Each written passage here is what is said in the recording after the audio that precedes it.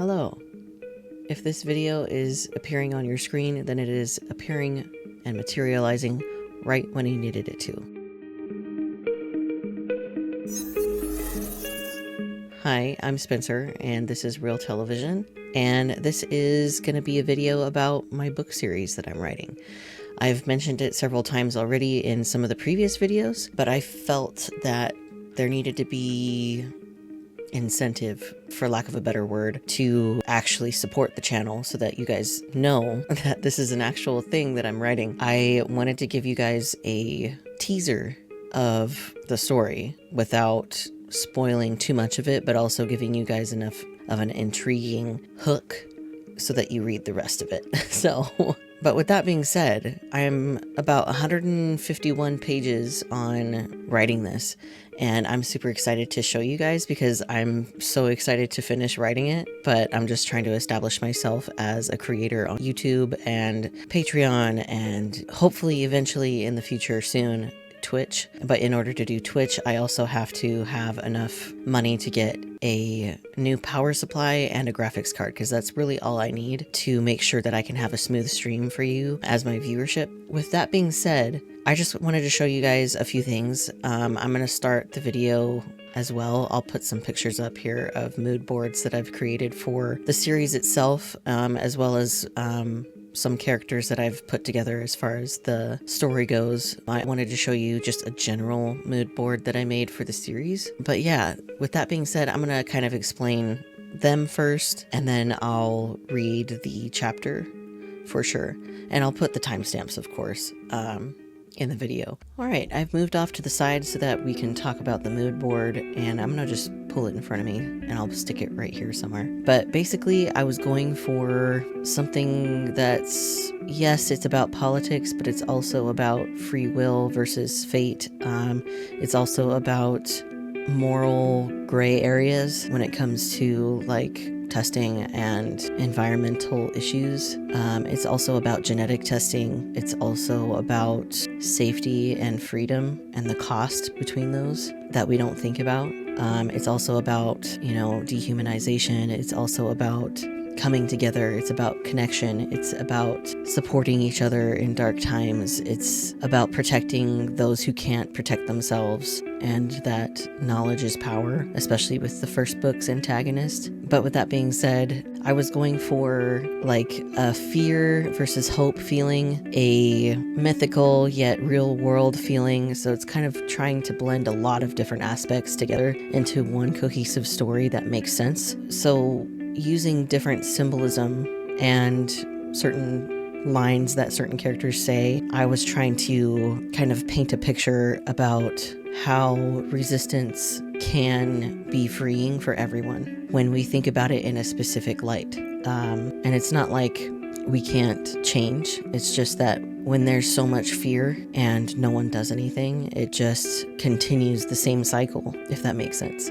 And people get churned, essentially, if you get what I mean. And it doesn't affect only us. It also affects other people, other countries. It also affects our mental health, our work-life balance, our sense of safety. It engulfs everything, and how important it is to provide space for healing in addition to safety. Healing and growth in relation to safety, and how we need balance between both, if that makes sense. I'm trying to put this huge idea into one cohesive thing, and it's very difficult, but we have to kind of find the balance as humans between our wild nature and wanting that freedom with control, and how control at all levels is detrimental to ourselves as humans, in addition to the earth, and how some people don't care about that, and all they care about is control, because that's the only thing they know,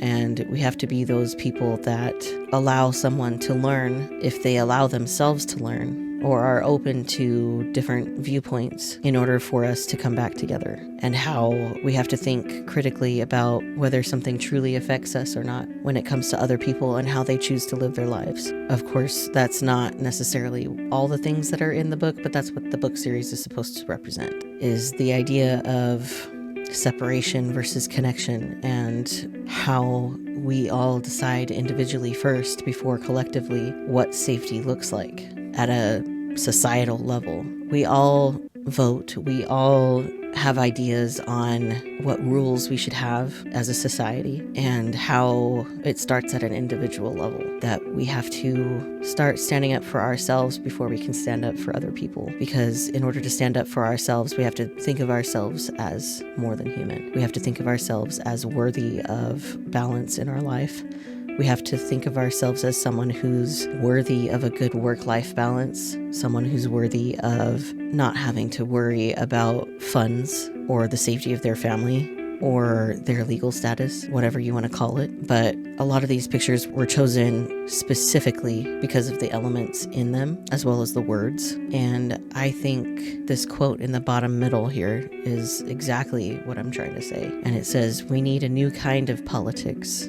Not the politics of governance, but the politics of resistance, the politics of opposition, the politics of joining hands across the world and preventing certain destruction." Because as I've said in previous videos, and I'll say it again in a clearer way, that when someone hates themselves so much, it ripples outward, and that ripple effect can affect other people and creates this opposition to each other. And so when we're too busy fighting each other over stupid shit, let's just put it bluntly, we're too busy to stop and think about why we're fighting in the first place, and what's going on behind the scenes. We never stop and question, like, oh, should we be doing that? Oh, my favorite politician said this, so I'm going to believe them because they are on my side. That kind of thing. When in reality, a lot of the politicians today probably don't care about us. They just care about their paycheck, which a lot of us can relate to. And we need to acknowledge that this system isn't working and hasn't worked for a long time, and that we need to come together in order to save ourselves. And that's what they do in the book, eventually. I'm not going to get into the details of how, but I feel that my book series, when it comes to this one, I feel is very similar to 1984, A Handmaid's Tale, and Children of Men, I think. It's all three of those combined, but with a spiritual twist that's subliminal throughout the whole thing. But with that being said, hopefully I haven't turned you off from the series yet, but I seriously think that this could help people. And that's why I wanted to write it in the first place, because I both wanted to write something because I love writing, but I also wanted it to mean something to a lot of people, and that it could be relatable to all different kinds of people, which is something I wanted to talk about as well, because all of the characters are different ethnicities, different sexualities, different genders, all of that. Like, for example, one character isn't even a main character, it's just a background character, and they use they, them pronouns, and I never say what kind of gender this person is that's playing Biopunk. And the other characters that this main character meets one is Hispanic, the other one is a white man, and the main character is a black woman.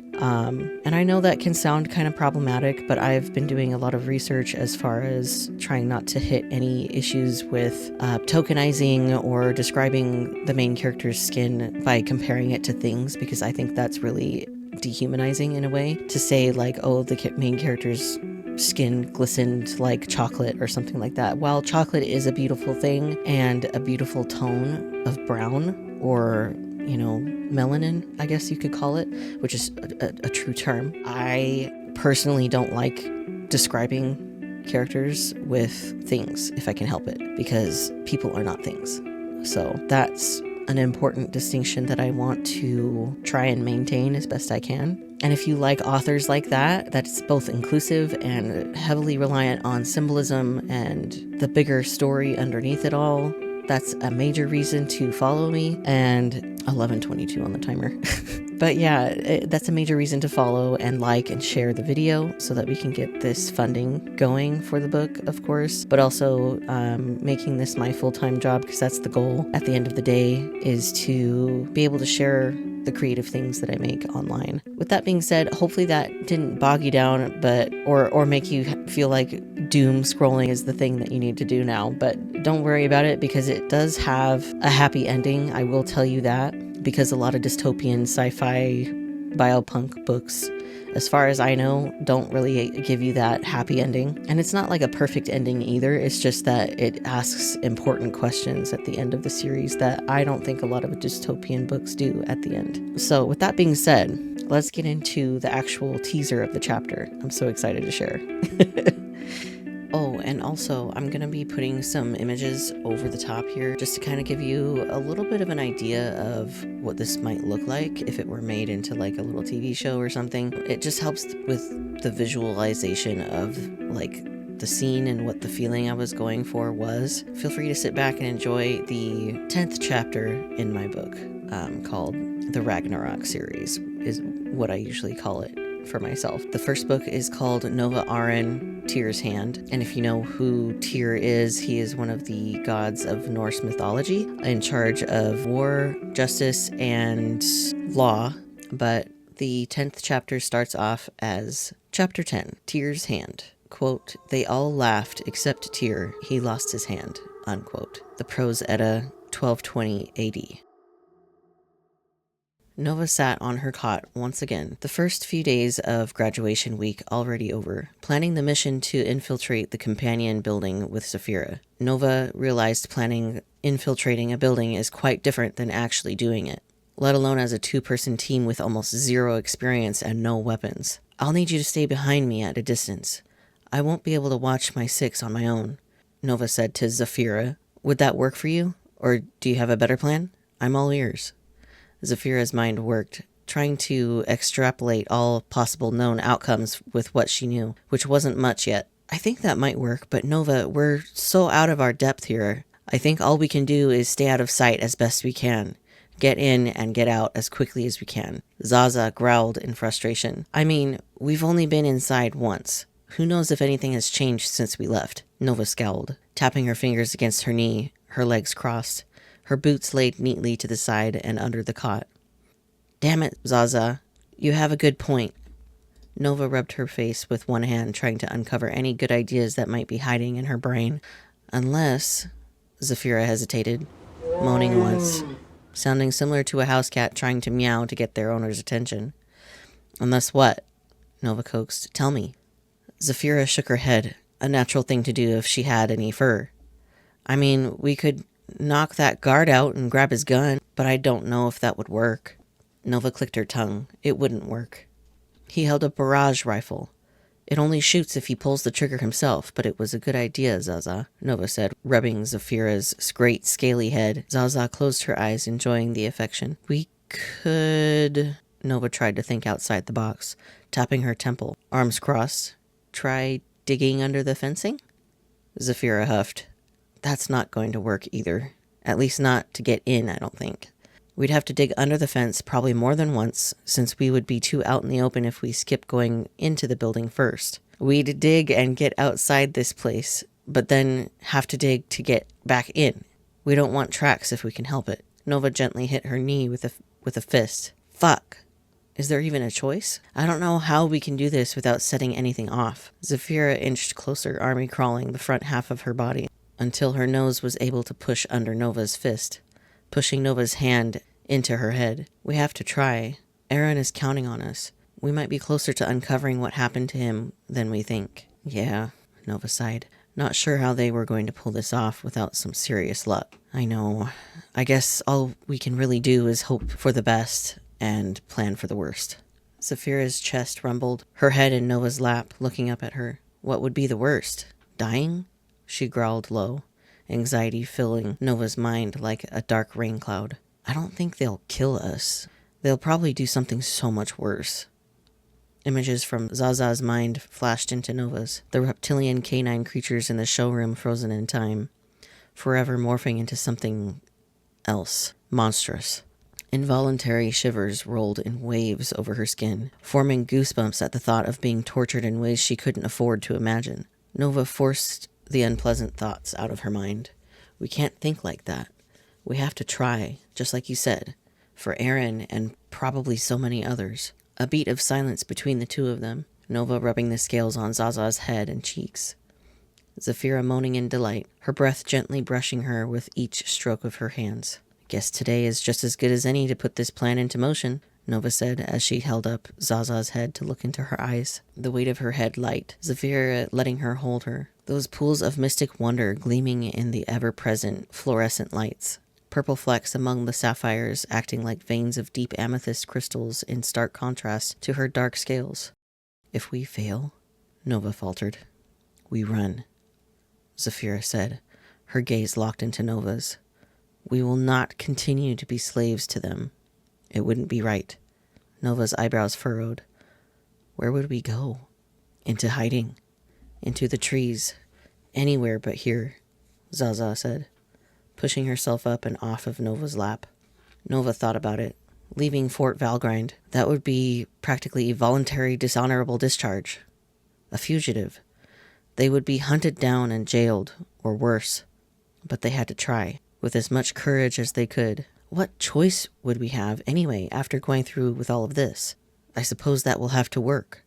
Nova dissented. Nova exhaled sharply, her shoulders dropping. I guess we'll get ready to go. We'll wait until everyone is back in the barracks asleep. Do you remember the things for the doors? Zephyra asked, sudden panic entering Nova's mind. An image of the keypad floated to the surface. Yes, Zaza, I remember. Don't worry about that part. Nova tapped her forehead with her index finger. Mind like a steel trap. Zaza chuffed. Good. We can't afford to forget it. They waited until the sun sank far beneath the horizon. The recruits turned privates slept soundly.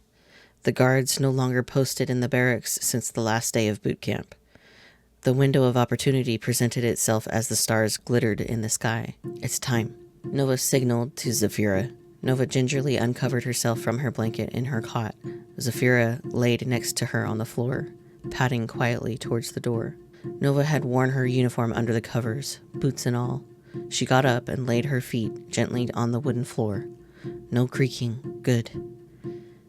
Zephyra turned her head towards her as she waited by the door, her eyes glowing yellow in the darkness, reflecting what little light there was in the room.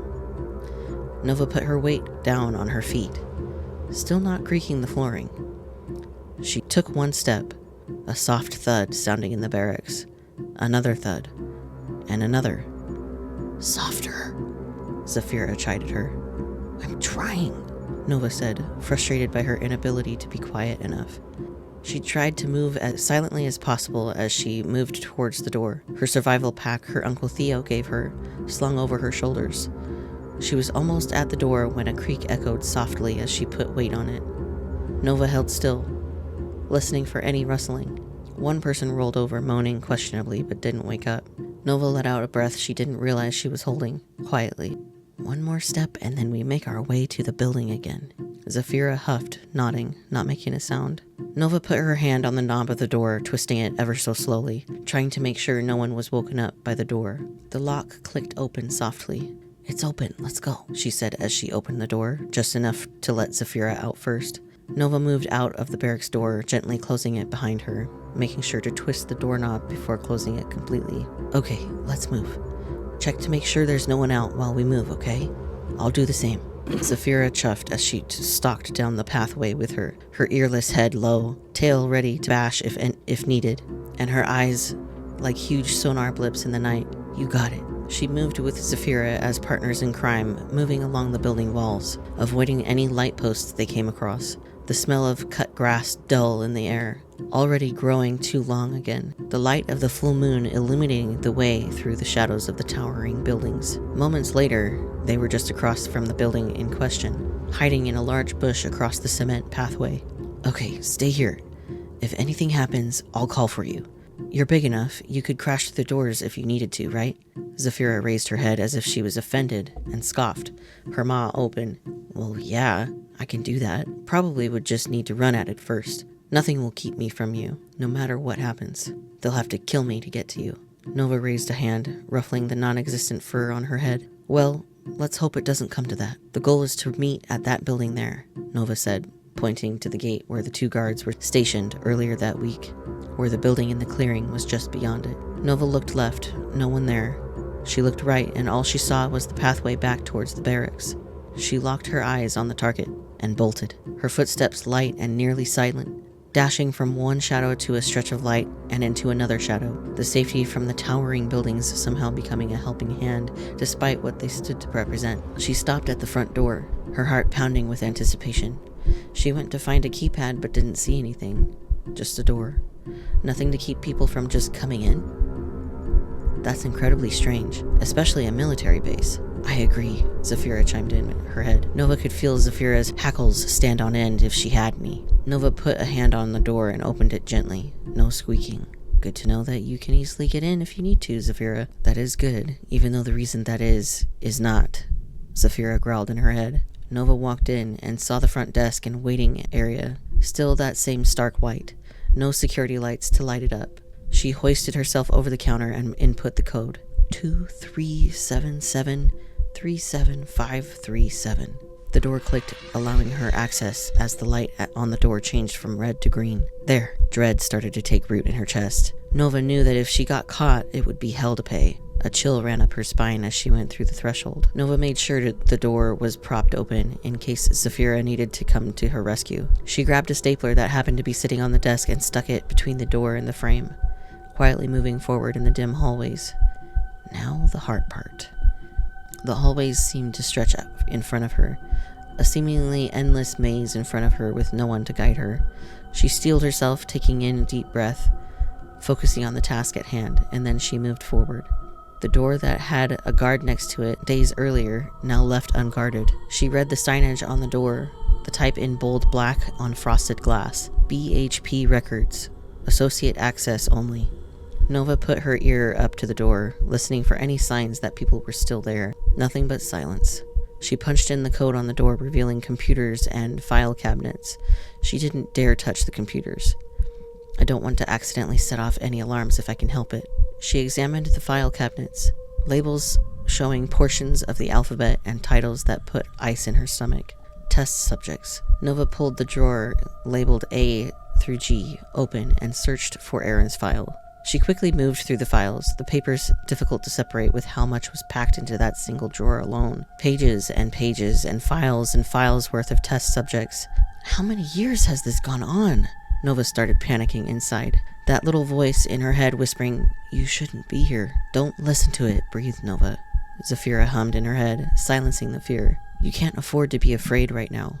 She slammed the file cabinet shut despite what her mind told her, to be quiet and careful. She closed her eyes for a moment, listening to Zaza's advice, and breathed deeply, clearing her mind as best she could so she could focus. She steeled herself in the darkness, the flashing lights on the servers and computers being her only light. She didn't see Aaron's file, but she had to keep looking. He needed her. He has to be somewhere. She opened the door she came through and continued down the maze of the building. Tiptoeing in the halls, she let her intuition guide her, her memory of the tour earlier that week failing her. She hit some dead ends every once in a while, but she started understanding which hallway was going to be a dead end and which was not. They had a pattern to them. When the doors lined up on the right, every fourth one marked a dead end ahead. When they shifted to the left, the patterns repeated until finally she found the door that she needed. The door that led to the newest companions waiting for their partners. She punched in the code and the door opened.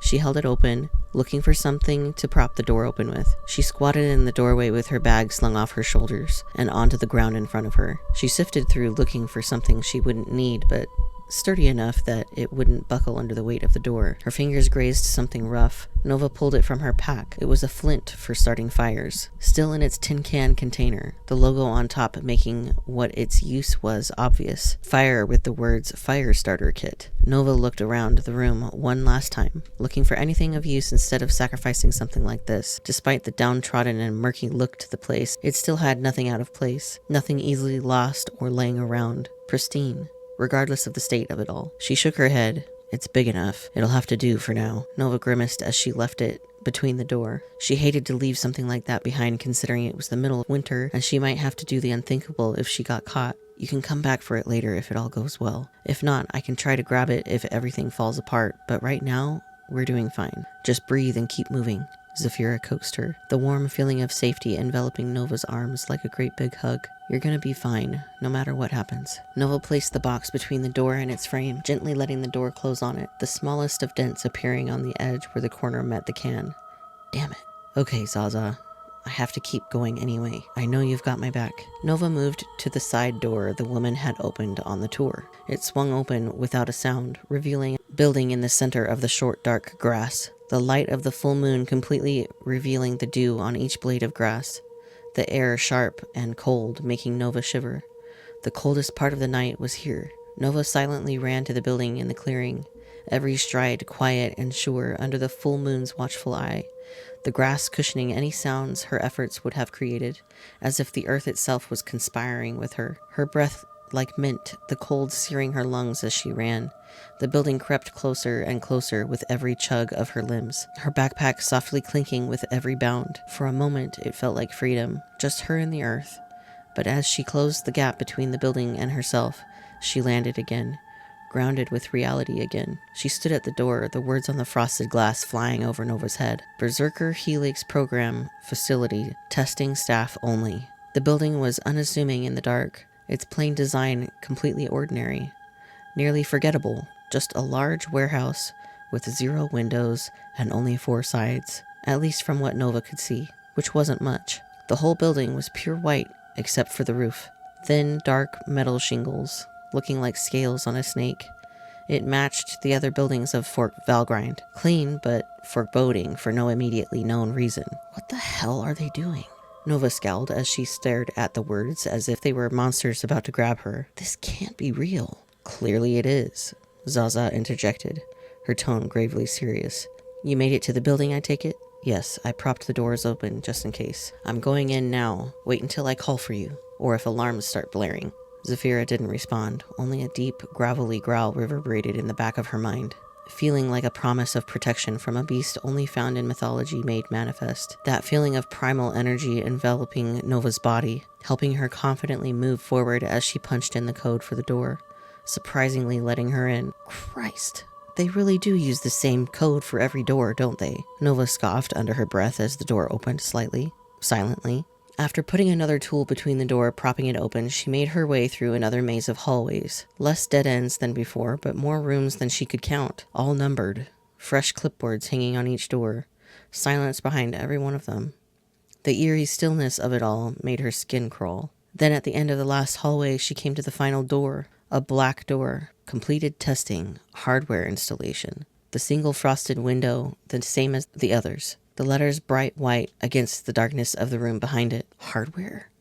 What the hell do they mean, hardware? She punched in the code one more time, the door clicking open, revealing what the majority of the building stood for. Nova gasped. The inside was completely enshrouded in shadow, save for the lights of contraptions further in. She was so enthralled with it that she snapped back to herself the moment she heard it. Click.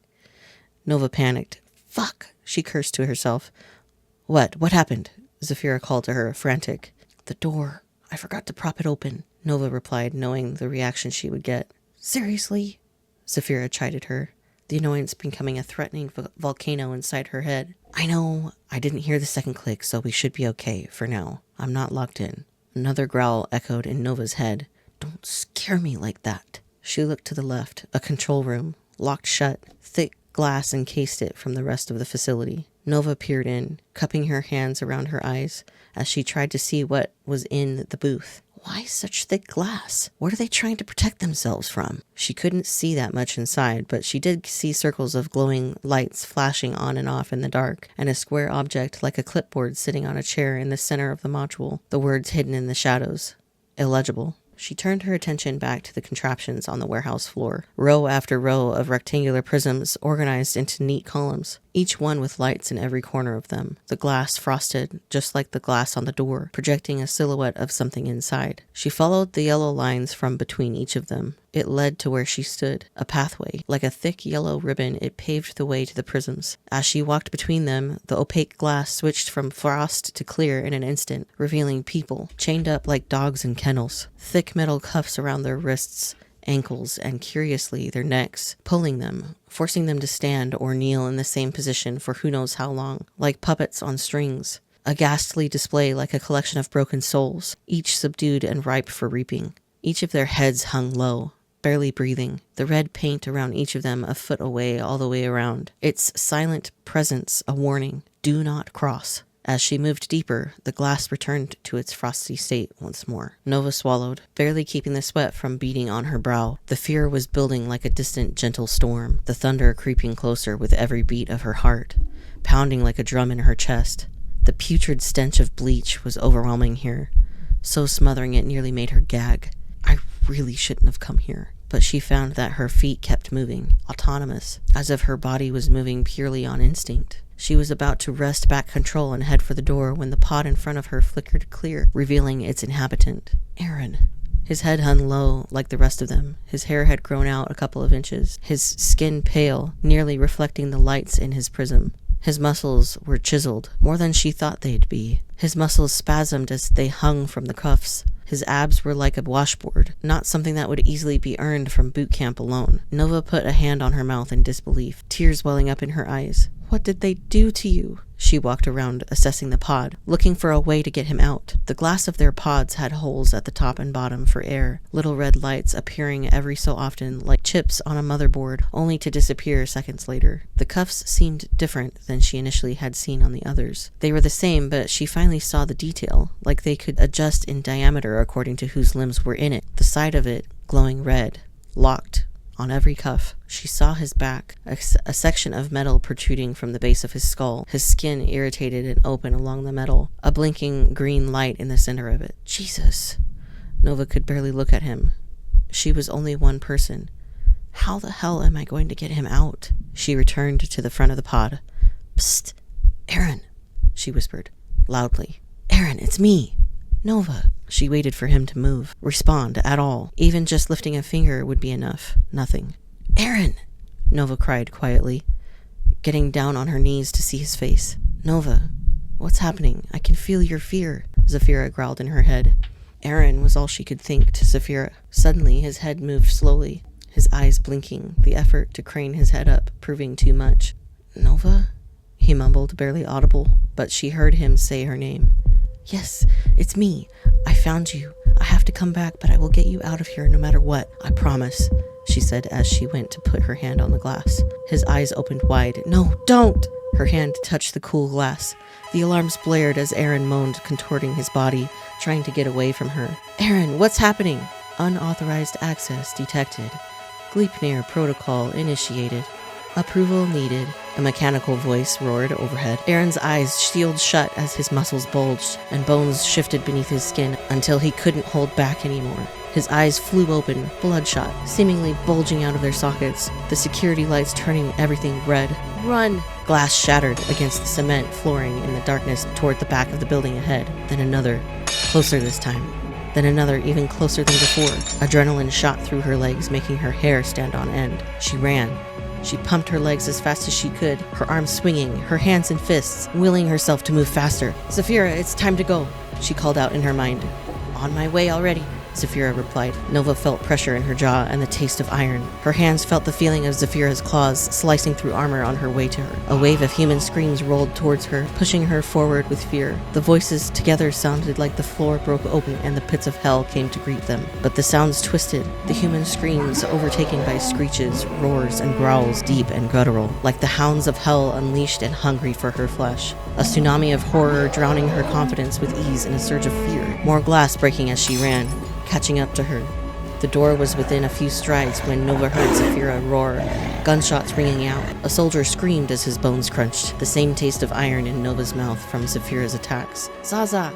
Nova screamed as she finally got to the door, looking frantically for a way out as the shadows lurked behind her, the growls getting closer as the alarms blared and the shattering glass grew quiet. The fighting stopped outside the door. Look out! I'm going to ram the door! Zafira roared. Nova flattened against the door of the control room, hearing the pounding of the door as Zafira rammed her body over and over. Nova looked back. The shadows had shape now. They lurked on all fours, and two, their hulking figures drowning out the red security lights below them, their eyes glowing red, yellow, blue, cutting through the dark, looking for her like embers. Steaming hot breath came out in puffs from their mouths. She couldn't make out what the hell they were. She just needed to get out, fast. Hurry, Zaza, they're coming. I don't think they've seen me yet. As if Zafira had felt her rising panic, she rammed the door harder, and then one final slam blasted the door open. The recoil Nova felt nearly knocked the wind out of her lungs, still gasping for air. Look out! Nova spun, a creature with misshapen limbs roaring, running towards her, one big eye staring at her glowing green, its maw wide and spittle flying. She screamed and kicked it away, hard. It barely stumbled backward and growled, ready to lash out again. Let's go! Nova screamed as she and Zafira ran out the door, Nova pulling it closed. I don't think they know how to open the door. We should be okay for now. The white hallways stained red from Zafira's killing spree. A couple of soldiers lay dead in the middle, barrage weapons nearby. Out of instinct, she grabbed one of them, checking the magazine reader. It was absolutely loaded. 400 rounds. Hurry, we can't let her escape. Move, move, move.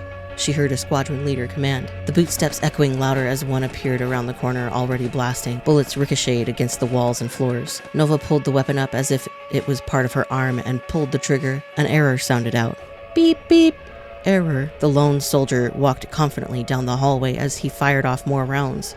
He yelled to her, "You're not getting out of here alive, traitor!" Oh, wait. Nova looked at the body, the blood glistening with the answer. She took her hands and smothered them before picking up her rifle again. Hope this works, she prayed as she pulled the trigger.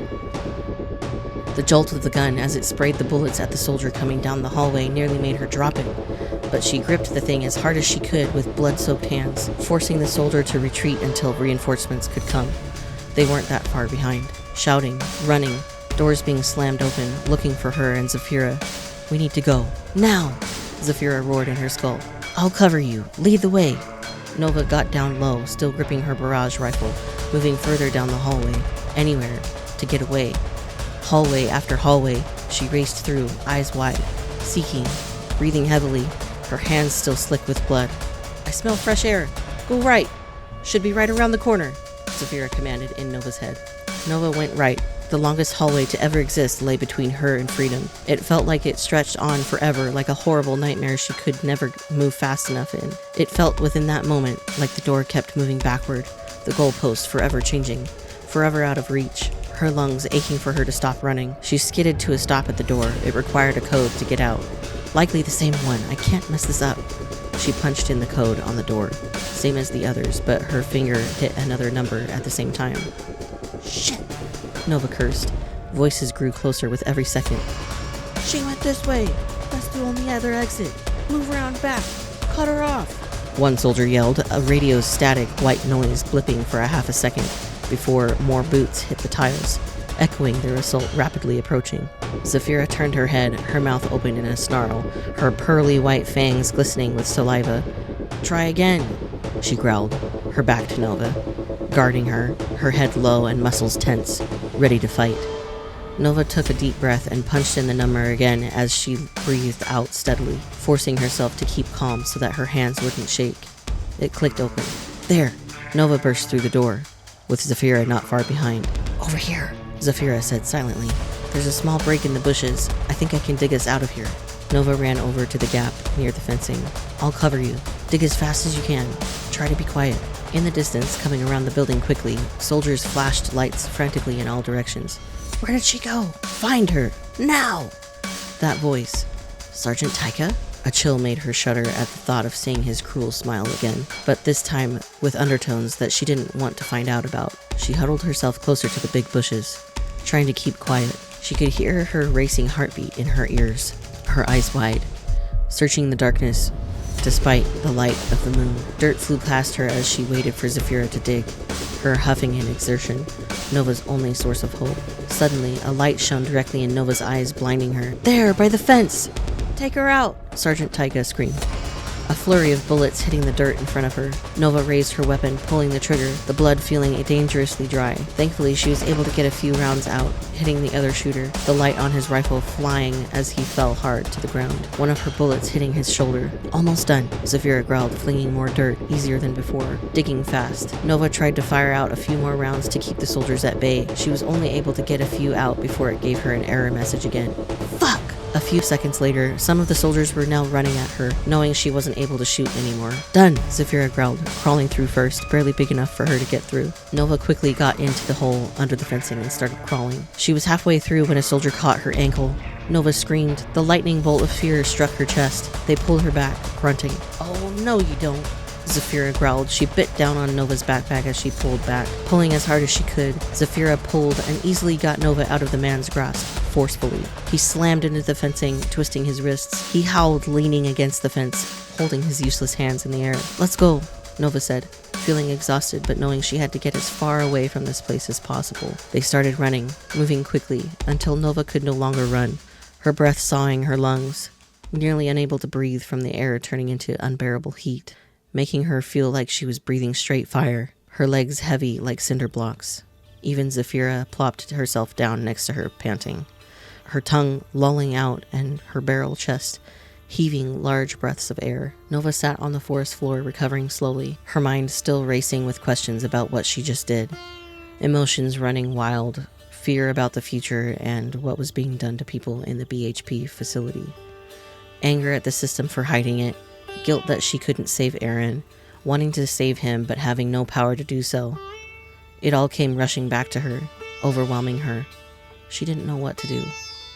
She held her head in her hands, sitting against the tree, her elbows on her knees, the light of the full moon calm and sprinkling the forest floor with speckled light, streaming through the pine trees, the rifle sitting on the ground between her legs, Zafira next to her, laying on her side as she rested. In the darkness of the forest, Nova noticed a blinking red light on the side of the barrage rifle. She turned it over. A tag she hadn't noticed before stuck out. A tracker. Better get that off and fling it back in the direction we came. She rummaged through her backpack, half ripped from the scuffle under the fencing. She found a knife, labeled as a game dressing knife on its sheath. It'll have to do. She put her feet on each end of the rifle, steadying it as she slipped the tip of the knife between the tracker and the metal of the gun, popping it off easily, but with a consequence. The light on the ammo counter sputtered and went out. Of course. Nova shook her head, frustrated at her situation. She stood up for a moment, threw her arm back and hesitated, the tracker in her hand. What good would throwing it do? It would still alert them in the meantime. Instead, she looked at it in her hand.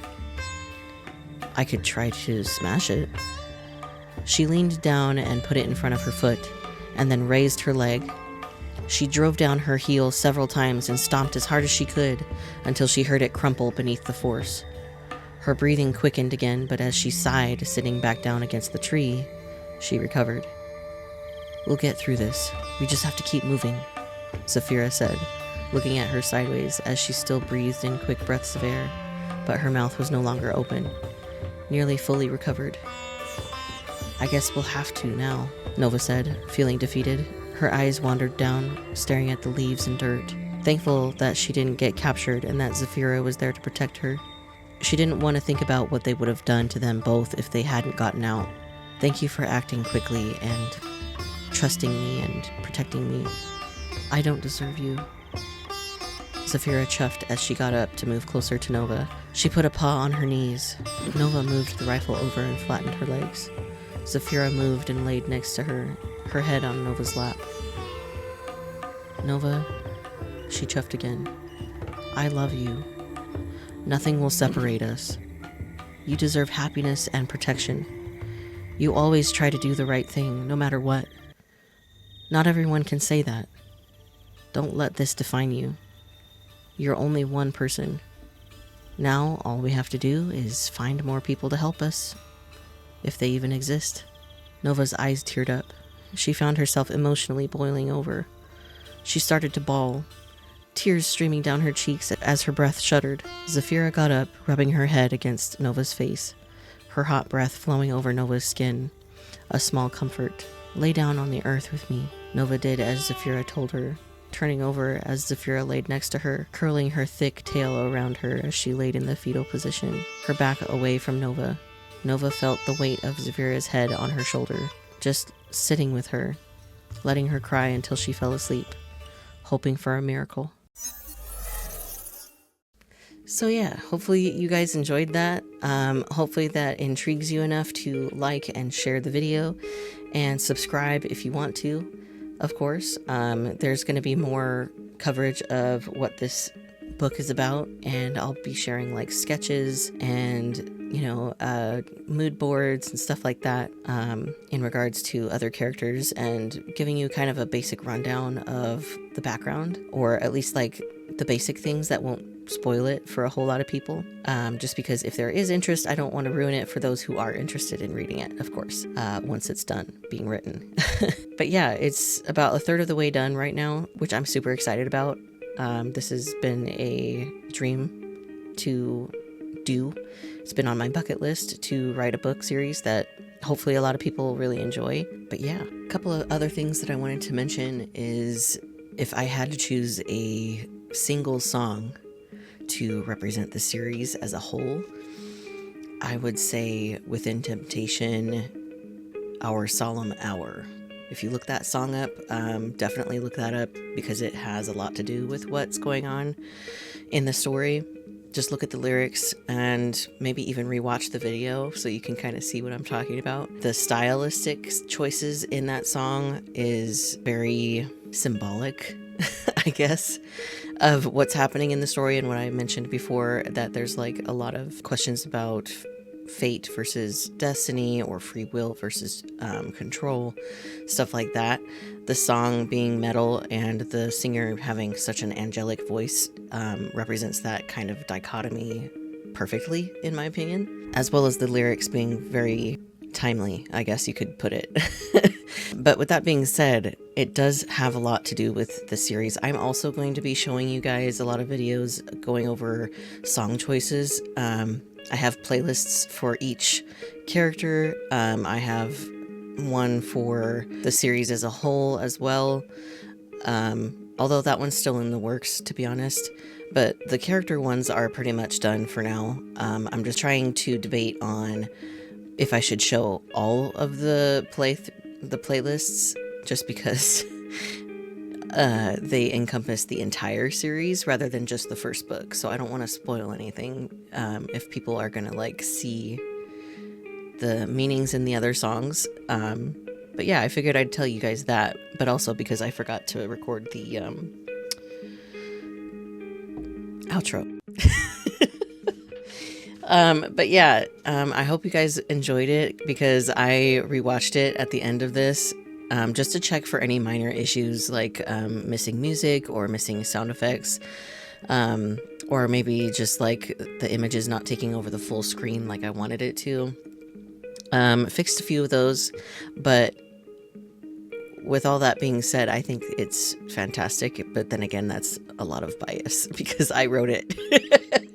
But yeah, I hope you guys enjoyed. Again, like and subscribe and share so that you can help an indie author get published eventually, but also support all of the creative works that are going to come out of this channel as well, because I seriously think that stories can really help us as long as we're actually paying attention to the deeper meaning of things. And sometimes it's not necessary to do that, but I think it depends on who is writing the story. So if you have, like, for example, Christopher Nolan or James Cameron, they tend to have a lot of movies and stories that are heavily meaningful, especially like Interstellar, with everything culminating around love and how important that is. I totally agree with that as a philosophy about life, as you can see. But which is the whole point of this channel as well, in addition to stories being important. That's an underlying tone that I hope is coming across all of my videos, for sure. Not just for me as a person, but also for people around the world who are struggling. But with that being said, the stories that James Cameron has made in the past, like Avatar, is also extremely important in my opinion. So storytelling that will make us think and also remember the past is very important as well. but also to think about the future. But the other thing I wanted to mention about this book series that I didn't include in the beginning is basically that this book is supposed to be a litmus test in a way. So just like the books I mentioned before, 1984, A Handmaid's Tale, and Children of Men, if a country were to ever ban my book, then you'd know that something is seriously wrong, which is the goal. That is the point. I wrote it specifically because I want it to get banned in a way that like is a warning to people. So I specifically wrote it because if they ban it, then they're telling on themselves. But yeah, I don't know if the authors before in the other books I just mentioned did that intentionally or not, but this is part of the goal. So I want this to be a litmus test in both politics, as well as individually, as well as collectively. Like, depending on how you react to the book, it tells me everything that I need to know about you as a person.